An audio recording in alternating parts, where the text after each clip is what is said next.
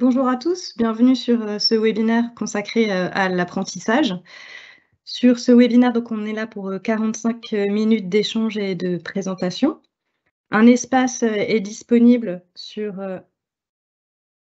questions-réponses. Ce webinaire donc, est animé par 4 personnes. Donc Michel Poirier. Bonjour à tous, bienvenue pour ce webinaire donc, consacré à l'apprentissage. Ce webinaire donc, va commencer d'ici 1 minute. Donc, je reviens sur la présentation. Donc, il est assuré par Michel Poirier, qui est chef d'établissement du second degré. Émilie Julien, directrice de l'Agence nationale Excellence Pro, et on accueille également des personnes de chez Acto qui vont venir en fait nous présenter en fait les règles et notamment le processus administratif. Donc il y a donc Evelyne Zworowski qui est la déléguée branche pour l'enseignement privé et Alexis Guittard qui est responsable du pôle administratif sur l'apprentissage. Donc un grand merci pour votre participation à ce webinaire. Vous avez la possibilité en fait de poser des questions dans l'onglet questions-réponses. Et donc, on essaiera vraiment de répondre au maximum de questions. Et sachez que si toutefois vous n'avez pas eu réponse à votre question, on prendra un temps pour en fait répondre à toutes les personnes qui nous ont posé des questions. À l'issue du webinaire, il sera disponible sur le site internet de la FNEJEC. Donc, vous pourrez revisionner à la fois donc, le replay en fait, de cet enregistrement, mais également accéder au support de présentation et à d'autres documents qui sont cités en annexe. Donc, au niveau des thèmes abordés, donc le premier thème abordé, on va revenir en fait sur tous les aspects législatifs du contrat d'apprentissage et cette partie est présentée par Émilie Julien. Ensuite, on va revenir sur le rôle du maître d'apprentissage également présenté par Émilie Julien. Puis Michel Poirier, donc chef d'établissement, va présenter en fait la cartographie des emplois repères, les points clés en fait pour recruter des salariés par la voie de l'apprentissage. Et on finira par Acto et tout ce qui concerne la procédure administrative à mettre en place pour recruter. Donc, on espère que ce webinaire donc, va pouvoir répondre à vos questions et susciter en vous l'envie de recruter pour vos propres besoins via l'apprentissage. Et je laisse donc la parole à Émilie Julien. Bonjour à tous, merci Aurélie pour cette introduction. Alors, je suis encore sur les informations pratiques au niveau du PowerPoint. Je ne sais pas si on est arrivé... Ah, ça y est, présentation du dispositif, c'est à moi. Je veux bien qu'on commence avec la première slide pour vous dire que l'apprentissage est un des 2 dispositifs de l'alternance et il me paraît c'est essentiel en introduction de rappeler qu'il y a bien 2 dispositifs alternance, le contrat d'apprentissage et le contrat de professionnalisation. Vous connaissez assez bien le contrat de professionnalisation parce que vous l'avez beaucoup mis en œuvre. Et maintenant, aujourd'hui, il est intéressant d'envisager le recrutement par le contrat d'apprentissage. Ce dispositif a pris l'ascendant suite à la réforme 2018. Globalement, c'est un dispositif qui se distingue parce qu'il relève de la formation professionnelle initiale et non pas de la formation continue, que les coûts de formation sont financés par la taxe d'apprentissage, qu'il est accessible jusqu'à 29 ans, mais qu'il n'y a pas de limite d'âge pour les personnes en situation de handicap et que la formation se fait en CFA. Donc, sans vraiment plus approfondir le contrat de professionnalisation, je vous propose d'avancer sur le contrat d'apprentissage. Je veux bien, Aurélie, que tu passes la slide suivante, s'il te plaît. Le contrat d'apprentissage, c'est une forme d'éducation alternée qui associe la formation entre un centre de formation en apprentissage dans lequel on a les formations, on acquiert les formations en cours et la formation qui est dispensée en entreprise. Je suis toujours sur la slide précédente, où l'apprenti apprend également son métier et le volet formation professionnelle au sein de l'entreprise. Donc, on peut continuer à avancer. Globalement, c'est une formation, comme je le disais, soit un titre ou un diplôme professionnel du niveau CAP à Bac+5, même doctorant, c'est possible en apprentissage, qui est inscrit au répertoire national des certifications professionnelles, qu'on appelle dans notre jargon le RNCP, et dans lequel la formation est bien habilitée à être délivrée en apprentissage. Autrement dit, les CQP ou les formations préparant à une habilitation ou à une qualification professionnelle ne sont pas éligibles à ce jour à l'apprentissage. C'est important de retenir ça. Si vous voulez dispenser un CQP de la branche professionnelle, il faudra passer par le contrat de professionnalisation. Donc, peut-être continuer à avancer sur le contrat d'apprentissage. Le contrat d'apprentissage est un contrat de type particulier qui est rempli selon un CERFA. On y reviendra dans quelques minutes. Soit en CDI, soit en CDD, soit en intérim. Mais plus généralement, c'est un contrat d'apprentissage qui est fait en CDD pour la durée à minimum de la formation du jeune. C'est-à-dire que le contrat d'apprentissage doit couvrir au moins jusqu'à la diplomation du jeune. Donc la durée du contrat est située entre 6 mois et 3 ans, et il peut y avoir des exceptions pour les jeunes en situation de handicap ou les sportifs de haut niveau. Le jeune doit trouver au plus tard 3 mois après le début de la formation une entreprise pour suivre sa formation en alternance. Pour vous, il est très important d'identifier que vous avez une période d'essai de 45 jours, que le contrat d'apprentissage dure 1 an, 2 ans ou 3 ans. La période d'essai est toujours de 45 jours non consécutifs en entreprise. De plus, il faut savoir que pour une personne en situation de handicap, il peut y avoir des aménagements, mais ça rentre dans les nombreuses exceptions du contrat d'apprentissage. Et le contrat d'apprentissage, c'est important, doit être déposé auprès de l'OPCO pour que celui-ci soit identifié, pas vraiment enregistré, mais les OPCO en assurent le dépôt. Et toute modification du contrat d'apprentissage nécessite un avenant au contrat qui devra également être transmis à l'OPCO. On n'a pas besoin forcément de refaire un autre contrat de travail en plus du contrat d'apprentissage. Le contrat d'apprentissage, c'est un modèle de document, un CERFA. Et dans le cadre du contrat d'apprentissage, l'entreprise s'engage effectivement à verser un salaire, comme tout salarié, mais également à ce que le jeune suive bien sa formation en CFA. Et l'apprenti, en retour, est obligé de venir travailler dans son entreprise pendant les périodes en entreprise et à suivre sa formation de façon assidue et d'aller jusqu'à son examen. Ce qu'il est très important pour vous de retenir, c'est que l'apprenti est un salarié à part entière dans votre établissement. Il a les mêmes avantages et les mêmes contraintes que les autres salariés. Si vous avez aménagé des temps de travail, l'apprenti y est aussi assujetti. Si vous avez des tickets resto ou accès à une cantine, l'apprenti y a également droit. Les mêmes avantages et les mêmes contraintes. Alors, je vois une question et je vais tout de suite y répondre. L'OPCO, qu'est-ce que c'est? C'est l'opérateur de compétences. C'est l'organisme qui gère pour vous, établissement, les fonds de la formation professionnelle. Et donc, c'est auprès de l'OPCO qu'on se fait financer les actions de formation, dont les contrats d'apprentissage. Et en l'occurrence, notre OPCO aujourd'hui, c'est Acto qui interviendra dans quelques minutes et qui pourra revenir sur cet élément. Peut-être avancer, Aurélie? Alors, assez vite sur ces 2 slides, parce que globalement, je vous ai mis ici le lien vers le formulaire du CERFA. Le CERFA, c'est un document type et il est absolument indispensable de le remplir avec une très bonne assiduité pour que le dispositif puisse bien se mettre en place. Donc, pour vous aider, il est essentiel de savoir qu'il y a un formulaire pour vous aider à remplir ce CERFA et qu'il n'est pas possible de remplir correctement un contrat d'apprentissage si on n'a pas la notice pour le remplir. Donc vraiment, c'est un point essentiel. Peut-être continuer, parce qu'on ne va pas lire non plus la notice ensemble, ce n'est pas l'intérêt aujourd'hui, de vous préciser qu'effectivement le jeune est rémunéré selon un pourcentage du SMIC ou du SMC, ce qui veut dire le salaire minimum conventionnel, fonction de son âge et de sa progression dans le cycle de formation.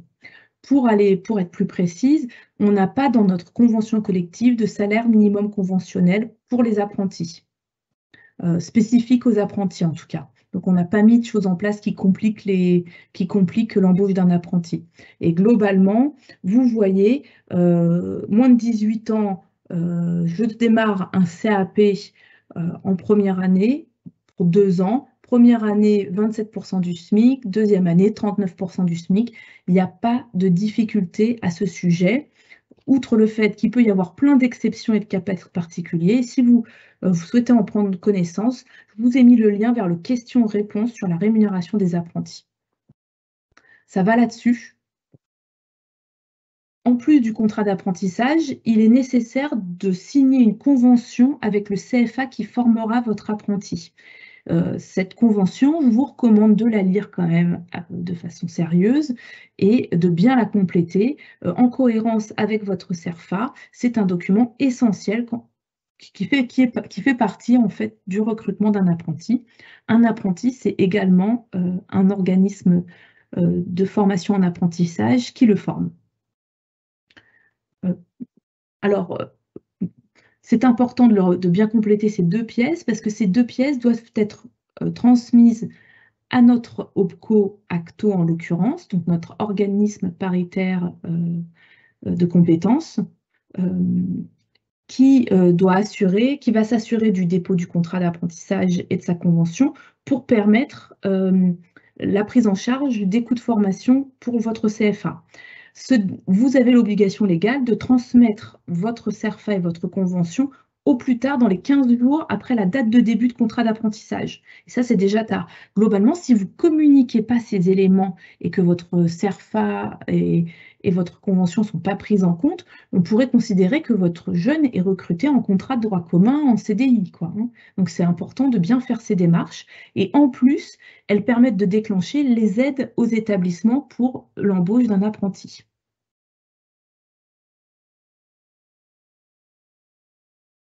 Le contrat d'apprentissage, c'est essentiel également de dire que c'est un maître d'apprentissage également qui va accompagner votre apprenti au sein de l'établissement et pour mettre en œuvre ses activités, l'accompagner dans sa progression pédagogique et l'acquisition des compétences en entreprise.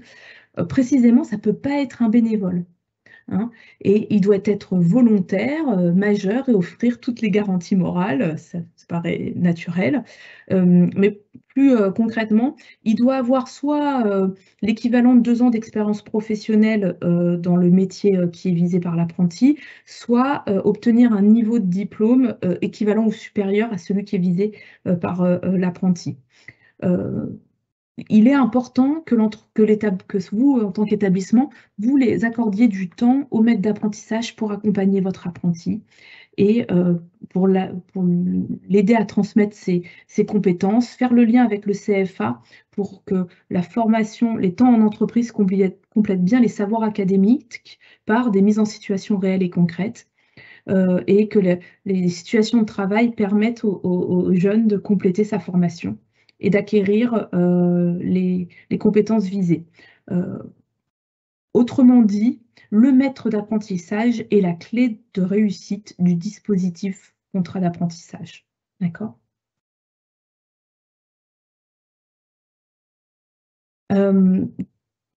De plus, en tant qu'employeur, vous devez veiller à ce que le maître d'apprentissage bénéficie de formation lui permettant d'exercer correctement sa mission et de suivre le jeune dans la progression de sa formation.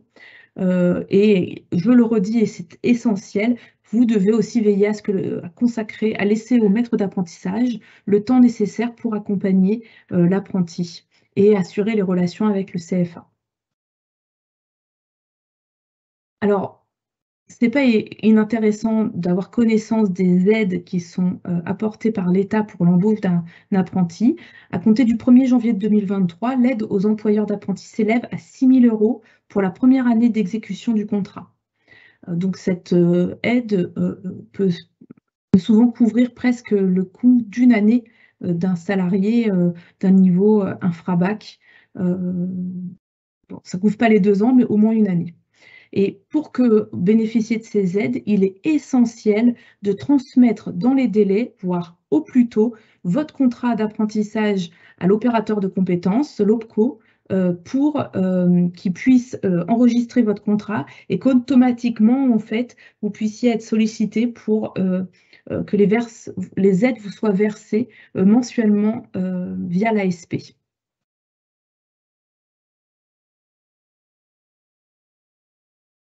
Alors maintenant, je vais laisser la parole à Michel Coirier qui va vous présenter les fonctions occupées au sein des établissements. À toi la parole, Michel. Merci. Merci, Émilie. Bonjour à tous. Alors, effectivement, peut-être vous vous posez la question de savoir quel type de fonctions peuvent être occupées par les salariés dans nos établissements. Alors, c'est vrai que c'est lié souvent à la taille des établissements, mais vous retrouverez sur la diapo qui est sous les yeux actuellement les différentes tâches ou missions ou domaines dans lesquels travaillent nos salariés dans les établissements. Donc, effectivement, on va voir aussi bien la partie administrative que les parties pédagogiques, l'entretien, la vie scolaire. Alors, toutes ces fonctions ne peuvent pas être retrouvées dans tous les établissements parce que beaucoup sont de petite taille, mais si vous regardez la cartographie des emplois repères qui a été faite, on retrouve un certain nombre de domaines. Vous avez des domaines qui sont liés à la gestion et aux finances, à l'informatique, à l'accueil administratif, la communication, la maintenance, les ateliers, la restauration, la santé, la prévention. Alors, c'est vrai qu'une très grosse structure va pouvoir accueillir un grand nombre d'emplois, mais ça peut être aussi des emplois partagés avec un autre établissement. Alors, si on passe à la diapositive suivante, on a déjà les premiers résultats d'une enquête qui a été menée sur l'apprentissage dans le cadre de l'Observatoire des métiers de la branche. Et on s'aperçoit qu'il y a des métiers qui sont en train d'émerger ou des métiers qui sont en train d'apparaître dans nos établissements, dans les plus gros, mais qui peuvent aussi, dans les plus petits établissements, être des métiers partagés. Ça peut être, par exemple, un chargé en informatique. C'est quelqu'un qui peut aussi être recruté en apprentissage et être partagé sur plusieurs établissements. Un community manager, parce qu'on veut faire de la communication sur notre établissement. Tout seul, on n'en est pas capable, mais il y a des jeunes qui suivent des formations que l'on peut recruter en apprentissage. Ça peut être le webmaster. Donc là, ce sont des métiers émergents qui ont été repérés dans nos établissements, qui commencent à être repérés dans nos établissements dans le cadre de cette étude. On a également des métiers avec des compétences qui sont un petit peu différentes, qui deviennent un petit peu avec de l'obsolescence. Par exemple, on ne parle plus de secrétariat, mais on parle maintenant d'assistanat de direction. Alors, effectivement, les postes sont en pleine évolution, mais là aussi, ça peut être un jeune qui peut être embauché en apprentissage pour, par exemple, si on envisage, si une secrétaire envisage ou si une assistante de direction envisage de prendre sa retraite, eh ben, prendre un jeune à l'apprentissage, ça peut permettre de faire un tuilage sur une année avec toutes les fonctions que peut avoir une assistante de direction. Au niveau des métiers de la restauration aussi, il y a des choses qui bougent. Donc, là aussi, on peut aussi avoir des apprentis. Au niveau des comptables, l'assistante du comptable, l'assistante de l'attaché de gestion. On a beaucoup de métiers dans nos établissements. Ça peut être aussi les agents d'entretien, ça peut être des personnes qui peuvent être recrutées en apprentissage et on peut les partager avec un autre établissement ou d'autres établissements. Donc, on a des quantités de métiers dans notre branche et c'est une très grande richesse. Alors, la diapo suivante.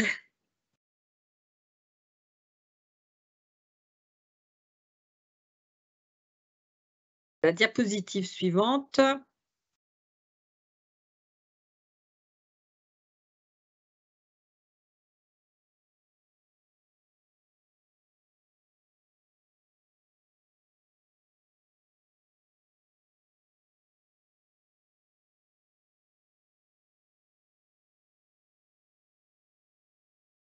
C'est bon, on t'entend bien, Michel, il me semble. Ah bon, pardon, mais voilà, pardon. J'avais l'impression que j'étais perdue, merci. Alors, quelles sont les formations possibles? On vous a remis un petit peu les formations que l'on retrouve le plus dans notre branche. Alors, la formation phare qui touche beaucoup d'écoles primaires, surtout maternelles, c'est le CAP accompagnant éducatif petite enfance, ex-CAP petite enfance. Là, c'est vraiment la formation phare. Beaucoup d'établissements bénéficient effectivement de l'apprentissage à ce niveau-là, 732 cette année ou sont en formation. Et c'est vraiment le métier qui est le plus demandé actuellement. Bon, vous verrez également qu'il y a BTS assistant de gestion, il y a la propreté aussi, agent de propreté d'hygiène, des BTS support à l'action managériale, différents types de BTS, des licences. Donc, tous ces éléments, vous allez les retrouver, mais c'est vrai que dans notre branche, on a quand même beaucoup de contrats d'apprentissage et il y en a de plus en plus, puisque actuellement, on est à 1263 contrats d'apprentissage. Quand il y a encore 2-3 ans, on était à peine une centaine, donc on a connu une belle progression. Donc voilà, ce sont des exemples de formations ou de personnes que vous pouvez recruter en apprentissage sur différents métiers. Et je vais laisser la parole à Acto par Evelyne Zborowski et Alexis Guittard.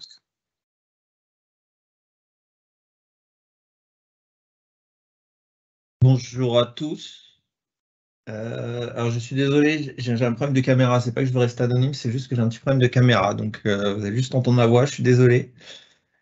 Du coup, oui, l'idée c'est de vous présenter administrativement comment on se passe un contrat d'apprentissage. Donc en fait, on vous a rappelé là les pièces à transmettre. Alors c'est vrai qu'Émilie l'avait déjà fait, donc c'est juste un petit rappel.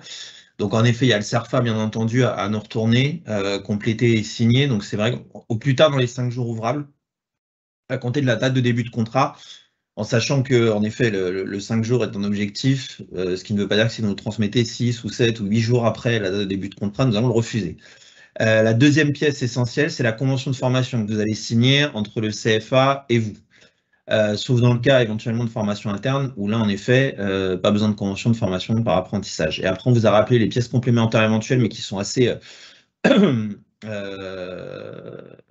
qui sont rencontrées, mais dans certains cas, donc la convention tripartite et une annexe pédagogique et financière, notamment quand on est dans le cadre d'une formation en interne. Donc ça, voilà. Ensuite, le rôle de l'OPCO. Donc je crois qu'il y avait une question, hein, ce que c'était l'OPCO. Donc depuis la réforme de 2019, c'est vrai que l'OPCO a repris le financement des contrats d'apprentissage. La loi nous a donné en fait 4 points de contrôle. L'éligibilité de la formation, donc en fait veiller à ce que la formation dispensée dans le cadre du contrat d'apprentissage est bien éligible à l'apprentissage, le respect de l'âge d'entrée en apprentissage, que ce soit à la borne inférieure ou supérieure, la présence d'un maître d'apprentissage et le respect de la rémunération. Lorsque ces 4 points ne sont pas respectés, ça conduira à un refus de prise en charge. Donc je rassure aussi les participants, on ne met pas un refus instantané, c'est-à-dire qu'on fait une relance parce qu'il peut y avoir aussi une erreur sur l'âge, il peut y avoir aussi une erreur sur la rémunération. Donc avant de mettre un refus, on fait d'abord une relance pour vérifier que les informations sont conformes, éventuellement aussi rappeler la rémunération minimale. Et ensuite, une fois le retour de l'entreprise, on accorde le dossier. Donc une de nos missions qui ne sont pas intégrées dans la loi mais qui coulent de source, c'est la complétude du dossier. C'est-à-dire qu'on ne peut engager ou en tout cas accorder un contrat d'apprentissage qu'à partir du moment où on a toutes les pièces complètes, à savoir le CERFA et la convention de formation.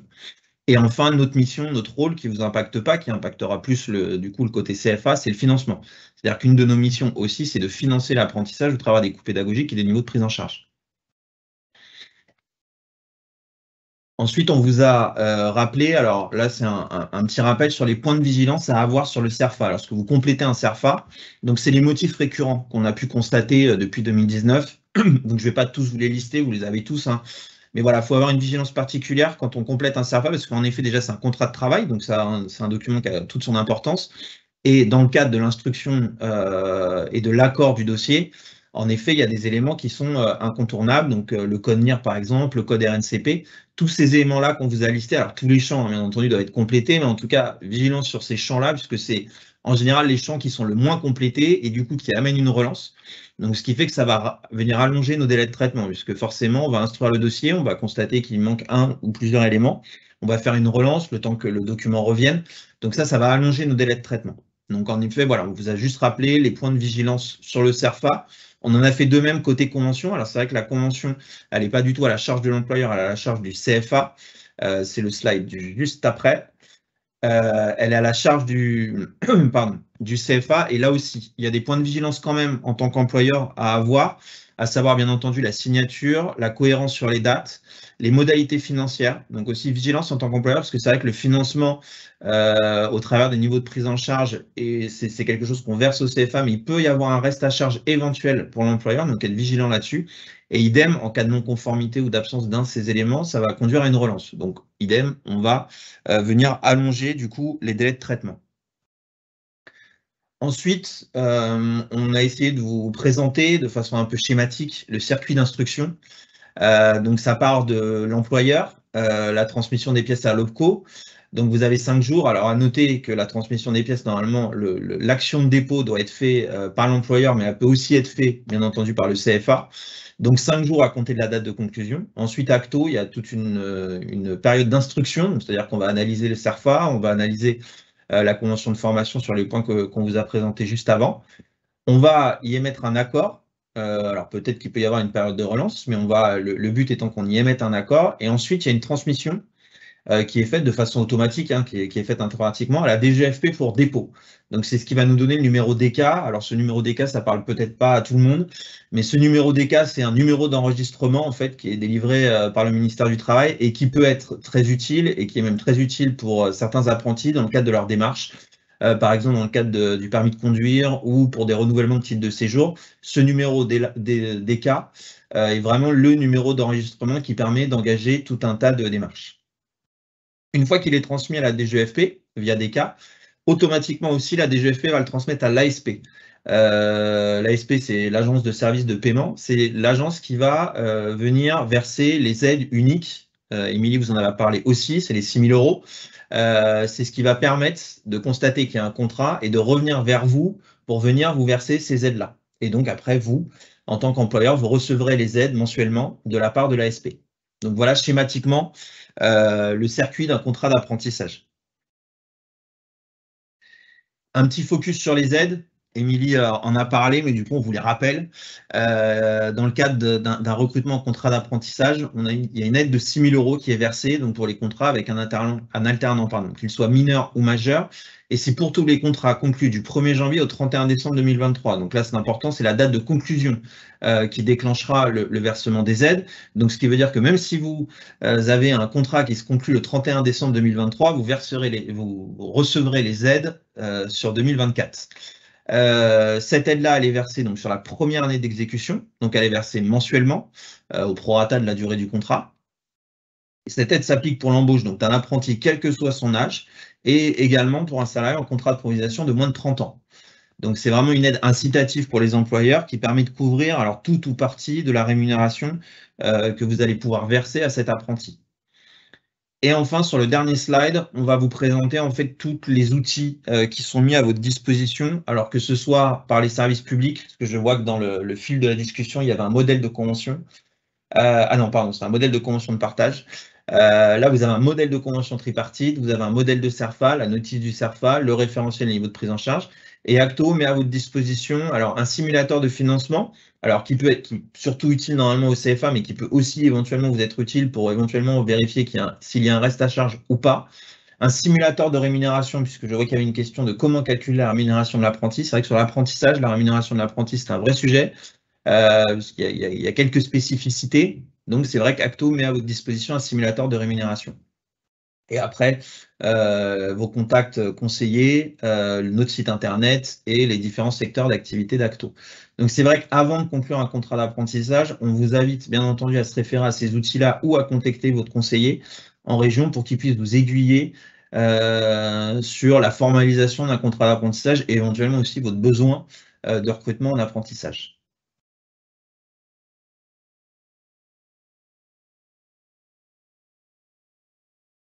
Alors, les sources d'informations utiles. Donc là, c'est vrai que vous avez la boîte outils Acto, donc qui va vous présenter un peu toutes les choses à savoir sur un recrutement en alternance. Il y a les aides, le guide pratique à destination des employeurs et des organismes de formation, et un document important, aussi bien pour les employeurs que pour les CFA, c'est le précis de l'apprentissage. Le précis de l'apprentissage, nous, c'est ce qu'on appelle notre Bible. C'est vraiment en fait ce que le ministère du Travail a essayé d'écrire toutes les règles que renferme un contrat d'apprentissage avec toutes les spécificités Alors, je ne vous cache pas que c'est vrai que c'est un document qui est quand même assez complet, mais qui est assez intelligible avec énormément d'exemples. Donc ça aussi, je vous invite pour toute question éventuelle à aussi vous référer vers ce précis de l'apprentissage qui est assez bien fait et qui est assez bien contextualisé avec pas mal d'exemples.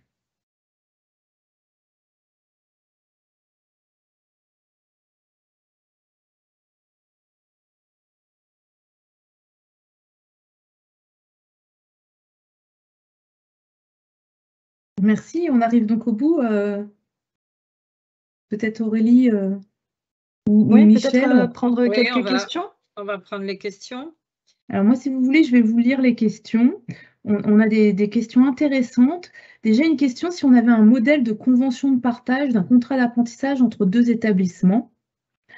À ma connaissance, on n'a pas constitué de modèle, mais peut-être Michel, comme tu l'as vu appliquer, on pourra travailler le sujet. Qu'en penses-tu? Oui, mais alors, effectivement, je pense que c'est plus, il y a un établissement qui est porteur et l'autre, enfin, il y a une convention de mise à disposition entre les deux. Et parce qu'il peut y avoir, je crois, qu'un seul établissement porteur. Et puis après, effectivement, faut répartir le temps de travail, il faut répartir la rémunération, etc. Mais, et Evelyne peut-être dira l'inverse, je ne sais pas, mais je pense qu'il faut qu'il y ait un seul établissement porteur et l'autre, et après, c'est une mise à disposition. Mais quand je pense à un partage entre établissements, ça peut être notamment au niveau de l'informatique, parce que tout le monde ne peut pas avoir des salariés à temps plein. Donc, ça peut être entre deux établissements, deux petits collèges, deux écoles ou trois écoles. Et donc là, c'est de la mise à disposition après. Mais Evelyne, on est d'accord là-dessus, je pense. Hein. Alors, au niveau des autres questions… Alors, les autres questions, oui, excuse-moi, pardon. Je pensais qu'Evelyne allait rebondir, mais peut-être qu'on pourra regarder un modèle justement de trame. C'est intéressant comme point pour un modèle de partage justement pour aider et bien cadrer les éléments, parce que c'est vrai que ça fonctionne bien à condition que ça soit bien cadré. Et dans l'autre site, il est important que le jeune ait bien un maître d'apprentissage aussi, ou tout du moins quelqu'un qui l'encadre et l'accompagne. Alors, il y a des exemples, hein, je pense, mais il faudrait qu'on retrouve les exemples, notamment au niveau des jeunes qui sont en formation BTS informatique. C'était là où je pense qu'il y a des exemples d'établissements qui partagent. Ouais. Ouais. On avait également une question sur comment trouver un maître de stage, alors plutôt on parle de maître d'apprentissage, dans l'établissement pour répondre à un besoin dans un métier dit émergent. Alors, là, pour le coup, effectivement, c'est compliqué, c'est plus compliqué. Mais globalement, avec l'appui du CFA et des missions qui seront vues, en fait, généralement, ça nécessite l'implication de quelqu'un qui est éclairé sur le champ d'activité, vous voyez, et qui a un niveau d'études supérieures pour assurer un encadrement de cet apprenti. Et ça sera particulièrement important, en fait, d'avoir un suivi entre le maître d'apprentissage et le CFA pour justement toutes les spécificités du métier dit émergent et déterminer les missions à déployer dans le cadre de l'établissement. Peut-être quelqu'un veut rajouter quelque chose? Oui, pardon, Michel. Non. Après, moi, je voyais la question suivante qui est posée par un chef d'établissement. Peut-on être maître de stage d'un BTS gestion des PME ou aide managériale? Un CFA n'a pas voulu signer de contrat avec nous car nous ne couvrons pas l'ensemble des domaines de compétences. Alors là, je suis quand même un petit peu surprise dans la mesure où, normalement, au début de l'année scolaire, le CFA doit donner la liste des compétences qui sont à travailler et puis l'employeur doit également préciser quelles sont les compétences qui sont travaillées sur le lieu de travail. Donc, il y a peut-être des choses, effectivement, qui ne peuvent pas être faites dans l'établissement. Alors, je pense BTS gestion des PME, c'est vrai que tout ce qui est plutôt commercial dans un établissement scolaire, on a moins la possibilité de le faire. Mais il y a une partie enseignement et donc ce qui n'est pas fait en enseignement doit pouvoir être complété au niveau du CFA. Donc, je suis un petit peu surprise. Émilie, je ne sais pas ce que tu en penses, mais voilà. Peut-être une problématique sur l'apprentissage des langues. Et effectivement, c'est des choses qui auraient pu être solutionnées. Dans ce genre de cas, n'hésitez pas à revenir vers nous. qu'on puisse regarder avec vous les sujets en proximité et trouver des solutions. Oui, parce que quand il y a des questions qui sont un petit peu particulières, ben, on peut effectivement répondre après à vos questions en étudiant davantage votre problématique. On va essayer de rester sur des situations plus particulières. Là, on a un chef d'établissement, Michel, qui nous dit qu'ils ont 3 contrats d'apprentissage dans leur établissement. Bravo, mais je n'ai eu un retour de l'ASP que pour un contrat sur les 3. Est-ce normal? Et là, j'ai envie de dire non. Et ça serait vraiment important pour les 2 contrats sur lesquels vous n'avez pas de retour de l'ASP, de vous renseigner s'il n'y a pas eu de difficulté de problématique de dépôt auprès de Acto. Vous pouvez déjà faire un point de suivi avec le CFA de ces apprentis. Je vous en prie, Alexis, vous avez raison, rebondissez. Oui, je vais me permettre de compléter pour ce chef d'établissement. Alors moi, je veux bien un petit mail avec juste les 3 contrats cités. Alors déjà, il y a 2 points à vérifier. Vérifier déjà que chez nous, ils ont bien été enregistrés et accordés, donc c'est-à-dire bien transmis à la DGFP. Ça peut être une explication des 2 contrats qui n'ont pas perçu les aides. Et après, à noter, on a eu l'information très tard vendredi que les flux entre la DGFP et l'ASP sont coupés depuis le 12 janvier jusqu'au 20 février. Donc, ce qui peut aussi expliquer que les aides pour ces 2 contrats-là, s'ils sont dans cette fourchette-là, entre le 12 et le 20 février, les aides n'ont pas encore été perçues. Mais du coup, je veux bien en effet un petit mail, il y a mon mail, je crois, dans le support, avec la liste de ces 3 contrats, alors surtout les 2 sans aide, pour qu'on puisse vérifier nous aussi de notre côté, qu'on refasse un tour précis sur le sujet. Merci de votre aide, Alexis. Ça nous est précieux. Alors ensuite, il y a pour un alternant qui est en apprentissage sur un bachelor Bac+3 après un BTS en initiale, quelle est la rémunération en première année ou deuxième année? Alors, si je comprends bien la question, c'est quelqu'un qui a déjà son bac et qui va faire une formation sur une année, puisqu'il a déjà un BTS. Il va faire donc la 3e année de formation. Donc, s'il fait la 3e année de formation, il faut passer à la 3e année de rémunération. Et après, c'est lié à l'âge. Donc, si il est en 3e année après un bac, il a entre 21 et 25 ans, on est à 78% du SMIC. Alors, peut-être, excuse-moi Michel, mais il y a une subtilité sur le bachelor et je voudrais surtout pas… il peut y avoir une autre situation, parce que au RNCP, si le bachelor est enregistré comme une formation sur 3 ans, effectivement, Michel a raison, c'est une 3e année, puisqu'il fait que la 3e année du processus de formation en apprentissage, et on considère qu'il a bien acquis la 1re et la 2e année à travers l'équivalence du BTS qu'il a eu. Ça, première situation que vient de parler Michel. Il peut y avoir une autre situation où le bachelor de niveau 6 est une formation en 1 an, a posteriori d'un BTS. Donc, il est considéré comme une 1re année, mais comme un apprenti ne peut jamais toucher moins qu'un précédent contrat, il sera rémunéré comme une 2e année par rapport à son âge, en fonction de son âge. C'est vrai que sur les rémunérations, il peut y avoir des petits sujets comme ça, un petit peu difficiles. Et en principe, sur les conventions qui sont signées avec Acto, il y a également le montant de la rémunération qui doit apparaître. Et je sais que Acto arrive à corriger un certain nombre de choses parfois, puisque la rémunération qui a été inscrite n'est pas toujours exacte, il me semble. Alors, tout à fait. Pour l'explication sur le bachelor. Et en effet, sur le CERFA, c'est sur le CERFA où vous enregistrez la rémunération. Et c'est vrai que oui, de toute façon, nous, on contrôle aussi la rémunération qui est indiquée sur le CERFA pour vérifier qu'elle est bien conforme à ce que dit la loi. Et c'est ce que je vous expliquais, c'est-à-dire que normalement, c'est un des points de contrôle.